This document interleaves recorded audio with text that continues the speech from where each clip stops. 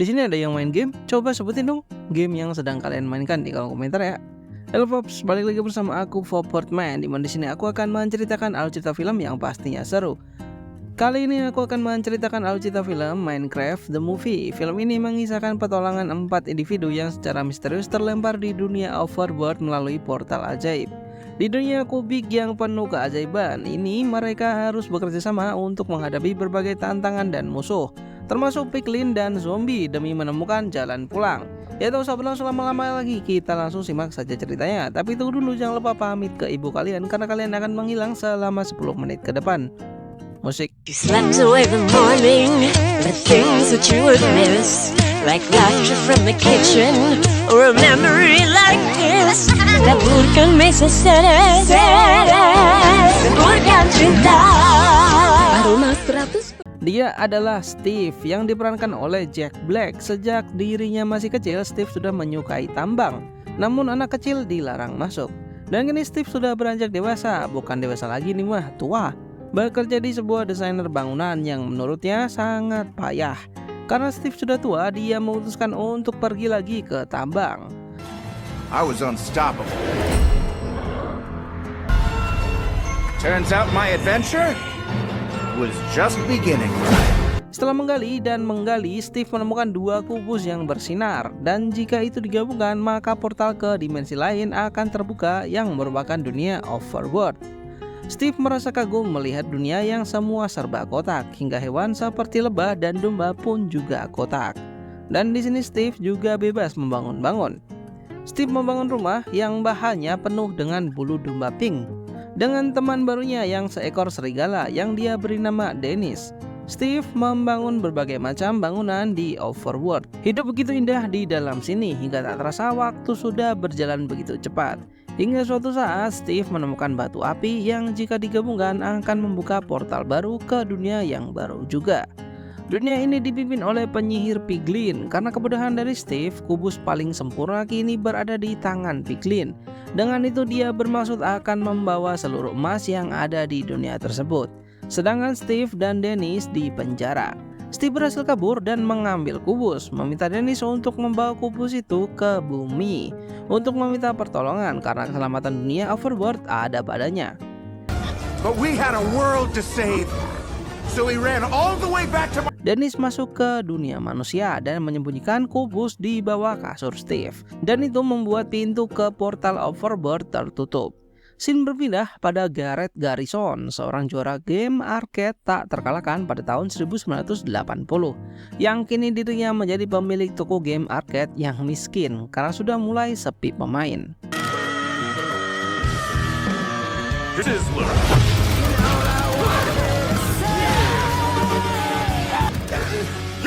This kid had it all. Yeah! Super cool!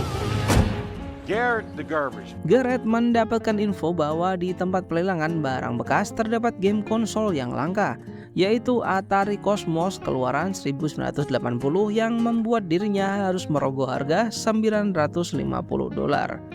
Namun bukanlah game konsol yang berada di box tersebut, melainkan hanya sampah-sampah yang tidak berguna. Yang tak mereka sadari, dalam box Atari tersebut juga terdapat kubus overworld. Walaupun kecewa, dia tetap membawa kubus tersebut. Dalam perjalanannya pulang, mobil Gareth mengeluarkan asap dan harus menepi.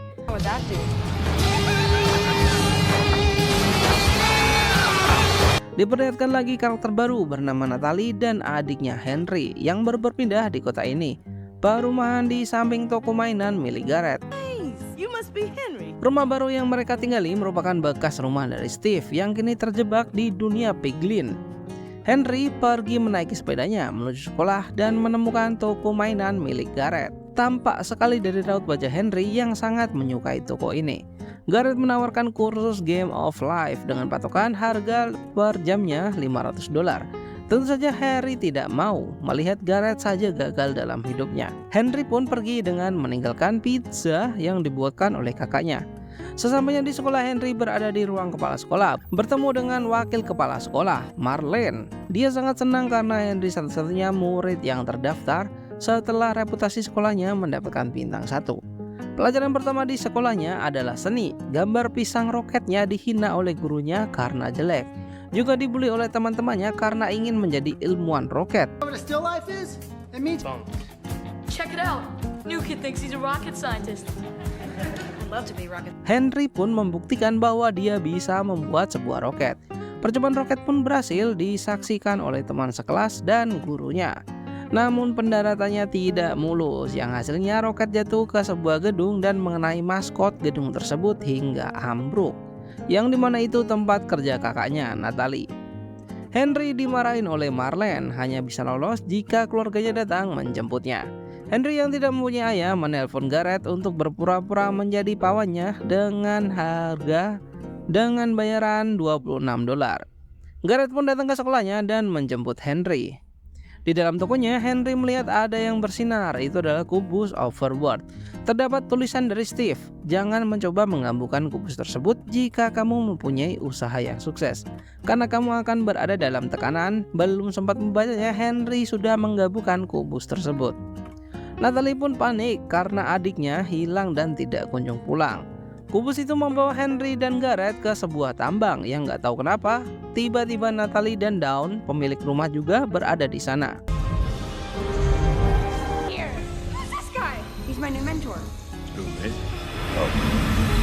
Hey guys. Kubus itu menyeret mereka berempat masuk ke dalam sebuah portal yang tak lain dan tak bukan adalah Overworld. Oh man, my butt!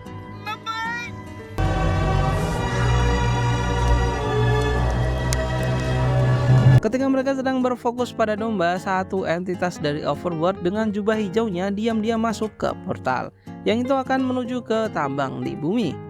Kembali pada Steve yang kini menjadi budak dengan bos Piglin, dijadikan budak dan membuat patung dari Piglin.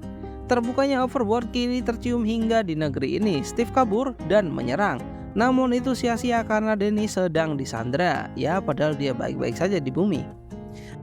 We'll retrieve it. It would be a privilege, my liege. Down. My piglins will make a meal of your beautiful wolf. Dennis berpapasan dengan entitas pria jubah hijau di depan tambang, namun karena hewan tidak mempunyai akal, menghiraukannya dan masuk ke dalam portal.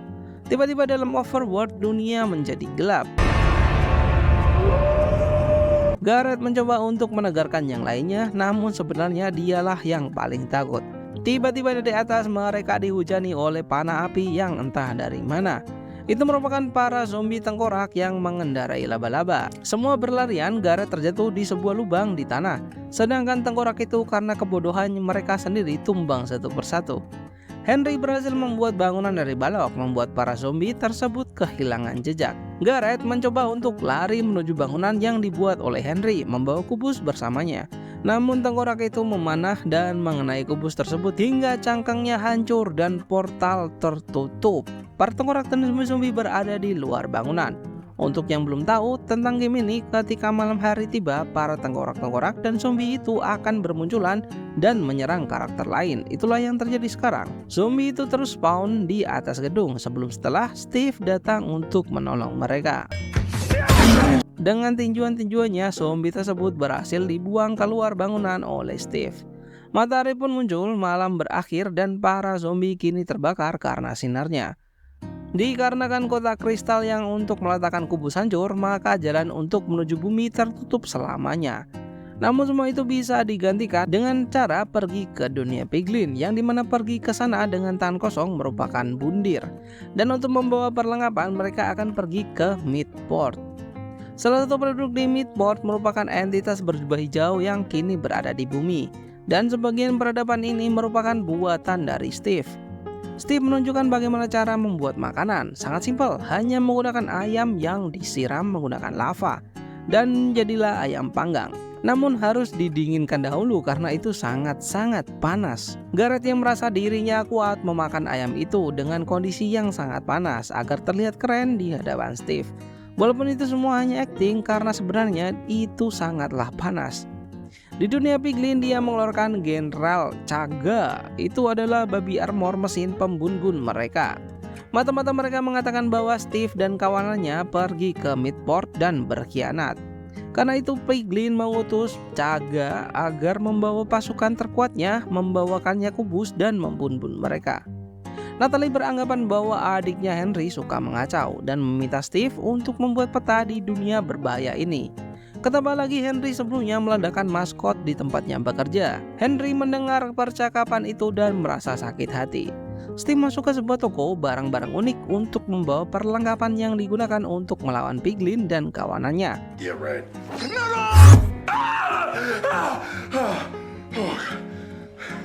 Dengan menggunakan meja arsitek, Steve membuat sebuah pedang.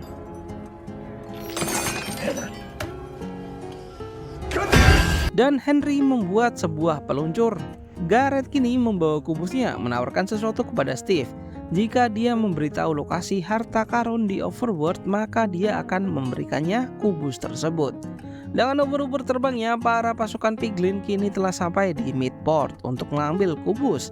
Siapa saja yang terkena senapan dari Piglin akan menjadi ayam. Chaga merupakan mantan sahabat dari Steve ketika dia di penjara. Walaupun tampak baik, namun sebenarnya Chaga jahat. Garrett yang merasa tidak berguna mengambil momen ini untuk mencoba 1 lawan 1 melawan Chaga dengan menggunakan double stick batunya.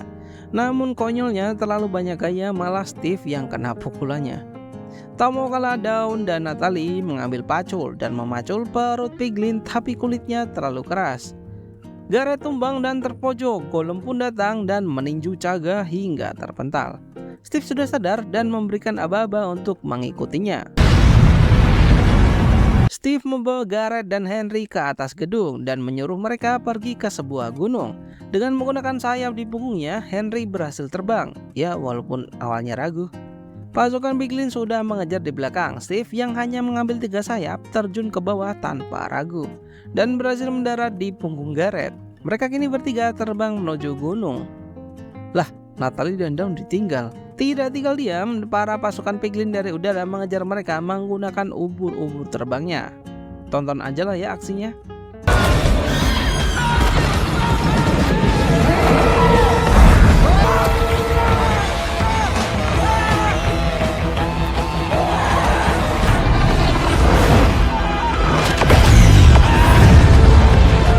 Setelah pergulatan duniawi, mereka bertiga mendarat di dunia panda setelah menumbangkan beberapa pasukan Piglin. Dawn dan Natalie mencoba untuk membuat perahu menggunakan sihir. Bukannya jadi perahu, malah hanya kubus doang yang mengapung di air. Di sisi lain di bumi, jubah hijau itu terkejut melihat mobil yang lalu lalang di jalanan. Mencoba untuk menyeberang namun tertabrak mobil. Mobil itu merupakan mobil dari wakil kepala sekolahnya, Henry. Keluar dari mobilnya dan membantu jubah hijau tersebut. Karena takut dia menuntutnya, mengajaknya makan malam untuk ganti rugi. Garrett meminta Steve menjelaskan siapa mereka semua dan kenapa mengejar kubus tersebut. Jadi gini, penyihir Ratu Piglin bernama Nalgosia. Ketika semifinal Got Talent, Nalgosia muda selalu ingin menjadi penari berbakat. Namun para Piglin yang lain menertawakannya. Saat itu dia sakit hati dan mengecam semua kreativitas.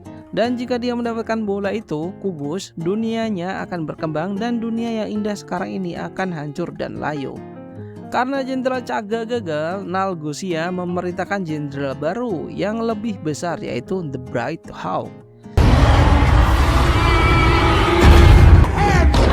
Wait, does this mean you're firing me? Kembali pada Natalie dan Dawn, kini malam tiba. Tengkorak dan zombie pun bermunculan. Karena sudah berpengalaman, mereka berdua santai-santai saja. Just stop chasing your dream. Wait. Hold up. Let's just calm down. Tiba-tiba ada serigala yang mendatangi mereka berdua dan memberikan sebuah tulang, dan serigala tersebut menjadi jinak. Serigala tersebut merupakan Danny, sahabat dari Steve. Di sisi lain, Henry, Steve, dan Garrett tiba di tambang Redstone di mana harta karun emas itu berada. Berlian yang sangat melimpah berada di sini. Garrett memasukkan sebagian berlian di sakunya. Tapi sayang, mereka kedatangan tamu, yaitu The Great Hawk. Mereka lari menggunakan kereta, namun karena mereka mempunyai badan yang besar-besar, memperlambat lajunya. Garrett pun memutuskan untuk turun dan mendorong keretanya hingga melewati booster. Kereta melaju kencang dan The Great Hawk kini meledak bersama tambang berlian Redstone. Tambang berlian pun kini hancur. Gareth berkata yang sejujurnya, di mana sebenarnya dia sangat bangkrut dan hidupnya tidak baik-baik saja, namun mencoba untuk tetap tegar dan baik-baik saja. I'm not doing well.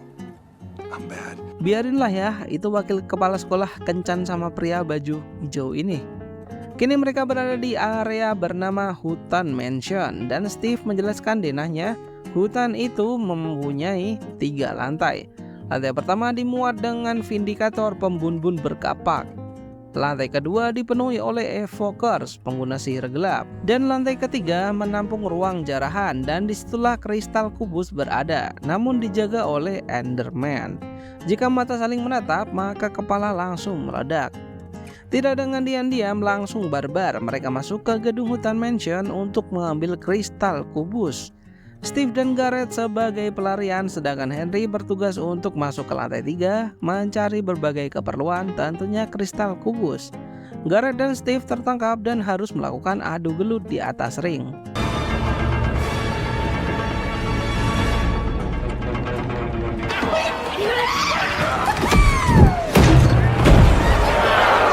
Henry pun berhasil mengambil kristal kubus yang mereka cari-cari, benda yang digunakan untuk kembali ke dunia asal mereka.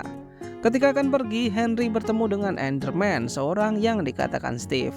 Jika mereka berdua bertatap, maka korbannya akan mengalami emosi mental. Dengan menggunakan kapaknya, Henry berhasil menumbangkan Enderman. Steve dan Gareth juga sudah menumbangkan musuhnya di atas ring, dan mereka kini keluar dari gedung Hutan Mansion.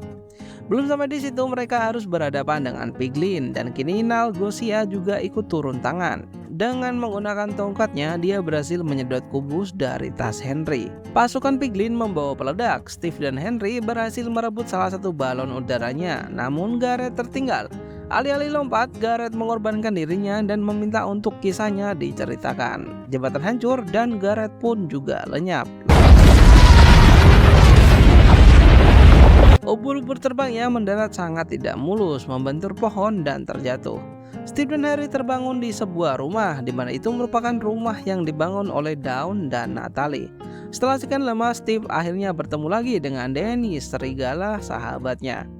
Steve pun terkesan melihat rumah jamur yang mereka perbuat berdua. Kembali pada Nalgosia, dengan menggunakan kubus tersebut, dunia kini menjadi gelap. Sisa mereka berempat dan harus bekerja sama untuk mengambil kembali kubus. The Great Darkening. Nalgosia's gathering all her forces. She will destroy it. We're gonna have to move fast. Let's get to work. First, we're gonna need iron ingots. Dengan menggunakan meja arsiteknya bermodalkan buku panduan, mereka membuat bahan-bahan yang digunakan untuk membuat pasukan besi. Kini puluhan pasukan besi berhasil mereka bangun dan bersiap untuk melawan pasukan dari Piglin. Pertempuran terakhir pun terjadi antara pasukan besi melawan pasukan Piglin.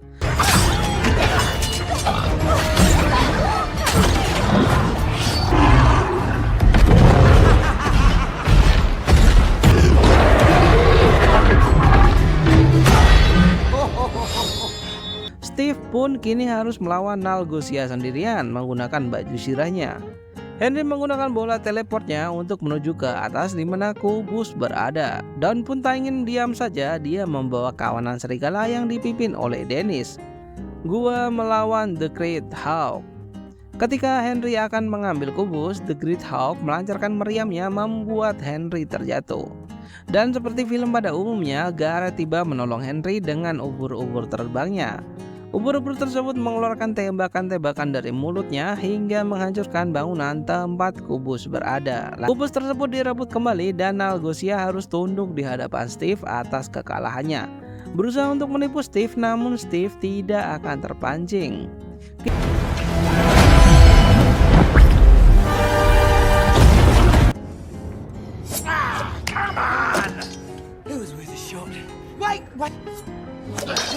Kini saatnya berpisah. Steve memutuskan untuk tetap tinggal. Gareth, Dawn, Henry, dan Natalie akan kembali ke dunia manusia. Gareth menginginkan Steve untuk kembali karena di sana Gareth tidak mempunyai teman yang seusia. Setelah berpikir matang-matang, Steve memutuskan untuk meninggalkan Overworld dan kembali ke dunia manusia. Dan film pun selesai. Overboard mengajar kita bahwa kita dapat menciptakan kehidupan yang kita impikan, bahkan di dunia nyata. Setelah kembalinya mereka ke dunia dengan bantuan Natalie dan Henry, mereka menciptakan game hit yaitu Block City Battle Buddy. Dan itu membuat toko Garrett menjadi ramai dan anak-anak kecil yang bermain di dalamnya. Di sekolah Henry tidak dibully lagi karena dia berhasil menciptakan jetpack yang kini bahkan bisa membuat dirinya juga ikut terbang. Serta wakil kepala sekolah yang berpacaran dengan pria jubah hijau. Ya, terima kasih buat kalian yang sudah menonton Alcita ini hingga selesai. Jangan lupa bahagia, jangan lupa subscribe, dan thank you.